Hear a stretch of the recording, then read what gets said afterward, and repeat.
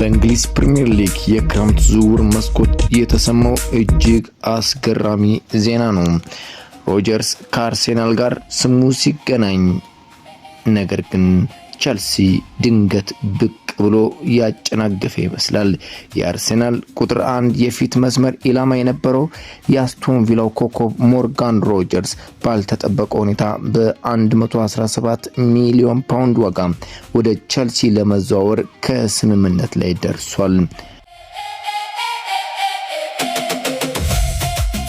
ነገር ግን አንድ ትልቅ ማስታወስ ያለብን እውነት አለ።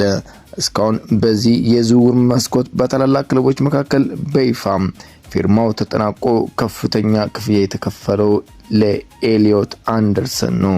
ወደ ማንቸስተር ሲቲ ሲዘዋወር 116 ሚሊዮን ፓውንድ ተከፍሎበታል።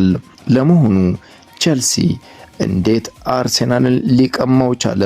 ሮጀርስ ወደ ስታንፎርድ ብሪጅ ለማምራት የተስማማው ለምንድን ነው? ሙሉ ዝርዝሩን አሁን እንንገራችሁ።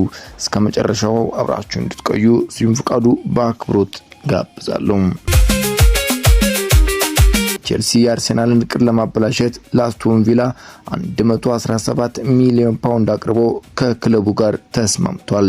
አርሴናል በአዲሱ ስፖርቲንግ ዳይሬክተሩ አንድሪያ ቤርታ አማካኝነት ረጋ ባለመንፈስ እና ድርድር ተጫዋቹን ለማግኘት ቢያስብም ቸልሲ ግን የሲቲን ሪከርድ በሚሰብር የገንዘብ መጠን ድንገት በመሃል ገብቶ ከአስቶን ቪላ ጋር በቃል ስምምነት ደርሷል።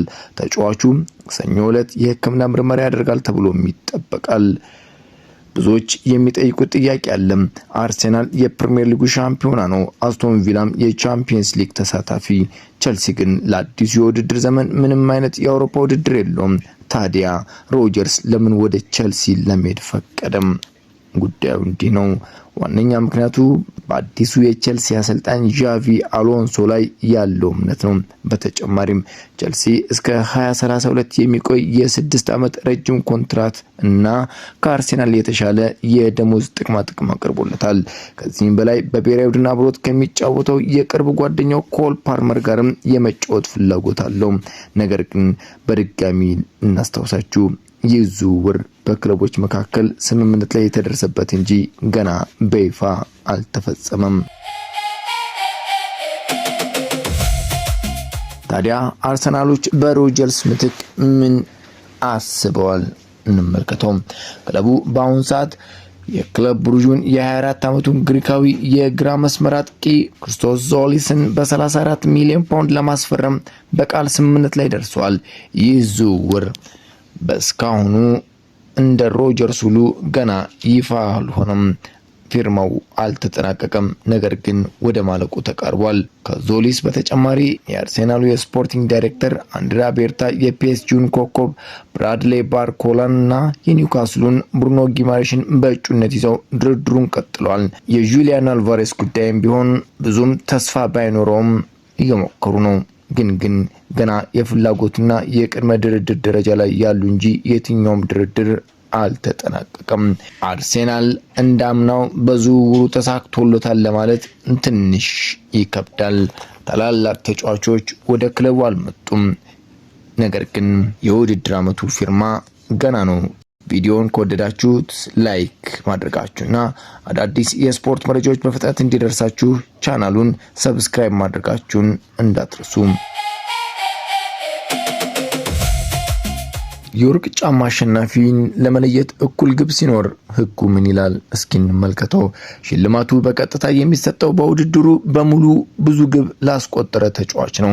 በመደበኛው የጨዋታ ክፍለ ጊዜ 90 ደቂቃና በተጨማሪ 30 ደቂቃ ጊዜ ኤክስትራ ታይም የተቆጠሩ ግቦች በሙሉ ይደመራሉ። ነገር ግን በፍጹም ቅጣት ምት፣ ፔናልቲ፣ ሹታውት የሚቆጠሩ ግቦች እዚህ ውስጥ አይካተቱም። ተጫዋቾች በግብ ብዛት እኩል ከሆኑ አሸናፊውን ለመለየት የሚከተሉት ህጎች ይተገበራሉ። የመጀመሪያው መለያ አሲስት፣ ለግብ የሆነ ኳስ አመቻችቶ ማቀበል ነው። 2 ወይም ከዛ በላይ ተጫዋቾች እኩል ግብ ካስቆጠሩ አሸናፊ የሚመረጠው በፈጠሩት የግብ ዕድል አሲስት ብዛት ነው። ለቡድን አጋሮቻቸው ብዙ የግብ ኳሶች አመቻችቶ ያቀበሉ ተጫዋች ሽልማቱን ይወስዳል። ይሄ በ2010 ደቡብ አፍሪካ ዓለም ዋንጫ ላይ በተግባር ያየነው ነው። በጊዜው 4 ተጫዋቾች እኩል 5 ግብ አስቆጥረው የነበረ ሲሆን የጀርመኑ ቶማስ ሙለር 3 ለግብ የሚሆኑ ኳሶችን አመቻችቶ በማቀበሉ የመጣ ኮከብ ግብ አስቆጣሪ ሆኖ ነበር። ሁለተኛው መለያ ደግሞ የተጫወቱበት ደቂቃ ነው።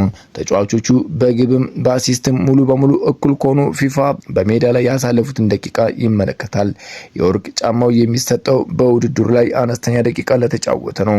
ይህ ማለት በትንሽ ደቂቃ ውስጥ ብዙ ግቦች በማስቆጠር ከፍተኛ ብቃት ላሳየው ተጫዋች ቅድሚያ ይሰጣል። በመጨረሻም ይህንን ጉዳይ እንመልከት። ሮናልዶ ናዛሪዮ ዴሊማ አሁን በሳውዲ አረቢያ ለሚጫወተው ክርስቲያኖ ሮናልዶ ምን መልእክት አስተላለፈ መሰላችሁ? ሮናልዶ በቅርቡ በሰጠው መግለጫ እንዲህ ብሏል።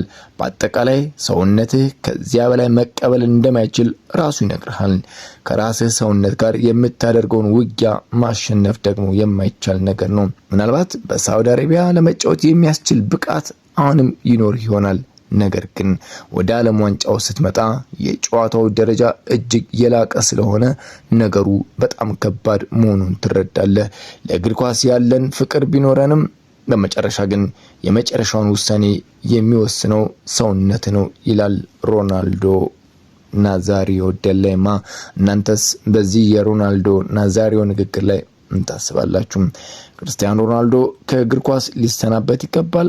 አስተያየታችሁን በኮሜንት መስጫ ላይ ስጡ። ሐሳባችሁን አጋሩ። ቪዲዮውን ላይክ እና ቻናሉን ሰብስክራይብ ያላደረጋችሁ ማድረጋችሁ እንዳትዘነጉ። ለነበረ ቆይታ ከልብ አመሰግናለሁ። ሰላም።